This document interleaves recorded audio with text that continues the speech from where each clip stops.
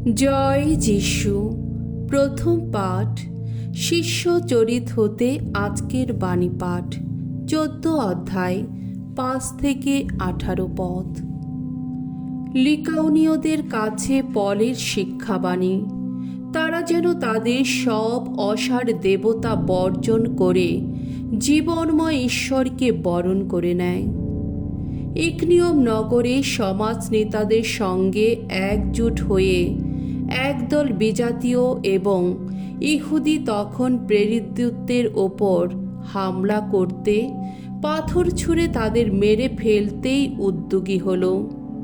সেই কথা জানতে পেরে তারা লিকাউনিয়া প্রদেশের লিস্ত্রা ও দেরবা নগরে ও তার কাছাকাছি অঞ্চলে গিয়ে আশ্রয় নিতে লাগলেন।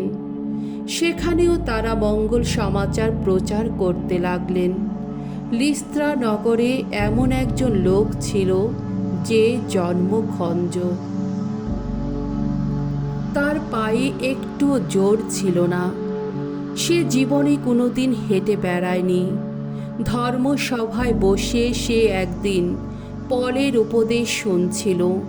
পল একবার তার দিকে তাকিয়ে দেখলেন। আরোগ্য লাভ করার মতো খ্রিস্ট বিশ্বাস তার মধ্যে রয়েছে বুঝতে পেরে তিনি উচ্চ কণ্ঠে বললেন, ওঠো, পায়ে ভর দিয়ে সোজা হয়ে দাঁড়াও। তখনই সে কিনা এক লাফে উঠে হাঁটতে লাগলো। পলের এই কাজ দেখে সেখানে ভিড় করা মানুষেরা লিকাউনীয় ভাষায় জোর গলায় বলাবলি করতে লাগলো, মানুষের বেশ ধরে দেবতারাই আজ আমাদের কাছে নেমে এসেছেন। তারা বার্নাবাসের নাম দিল জিউস, আর প্রধান বক্তা পলের নাম দিল হারমিস।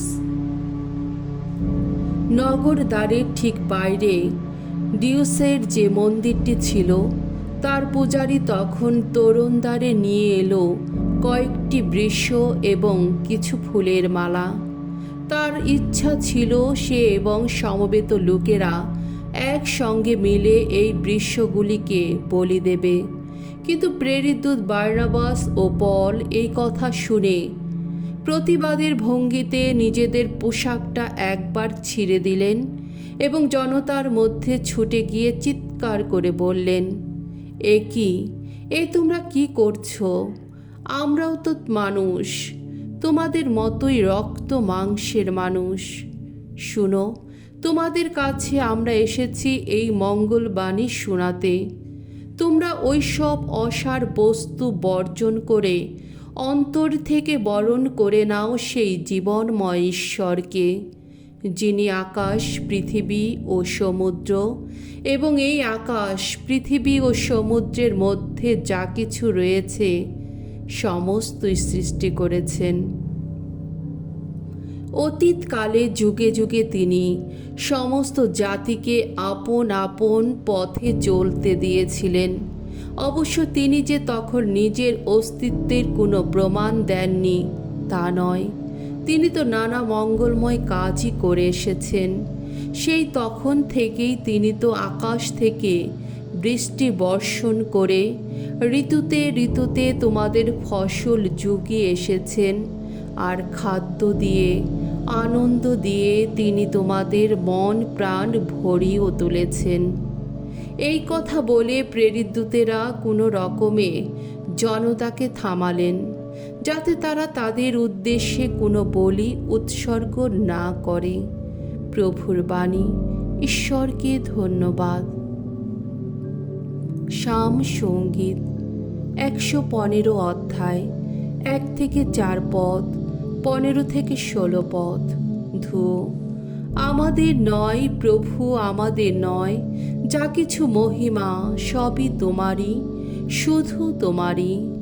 ওগো ভগবান, আমাদের নয়, ওগো আমাদের নয়, নিজের নামই করো মহিমা মণ্ডিত। তুমি যে বিশ্বস্ত, আহা কৃপাময় তুমি। বিজাতীয়রা কেনই বা বলবে এই কথা? কোথায় হে, কোথায় সে ওদের ঈশ্বর? আমাদের ঈশ্বর তো স্বর্গলোকেই রয়েছেন। যা তিনি করতে চান তাই তো করেন। ওদের যত দেব মূর্তি সবই তো নিতান্তই সোনা আর রূপোর জিনিস, সবই তো মানুষের হাত দিয়ে করা। স্বর্গ ও মর্তের স্রষ্টা ভগবান তোমাদের আশীর্বাদ করুন। স্বর্গধাম ভগবানেরই ধাম, কিন্তু এই পৃথিবী তিনি দিয়েছেন মানুষেরই হাতে। বাণী বন্দনা। জয় মৃত্যুঞ্জয়, জয় তোমারই জয়। পবিত্র আত্মা এসে তোমাদের সবই শিখিয়ে দেবেন। যা কিছু বলেছি আমি মনে করিয়ে দেবেন তিনি সেই সব কথা। যোহন রচিত মঙ্গল সমাচার 14 অধ্যায় 21 থেকে 26 পদ।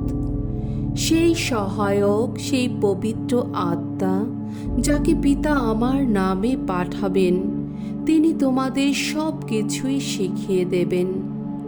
অন্তিম ভোজের সময় যিশু তার শিষ্যদের এই কথা বললেন, আমার সব আদেশ পাবার পর যে তা পালন করে সেই তো আমাকে ভালোবাসে, আর যে আমাকে ভালোবাসে সে আমার পিতার ভালোবাসা পাবেই।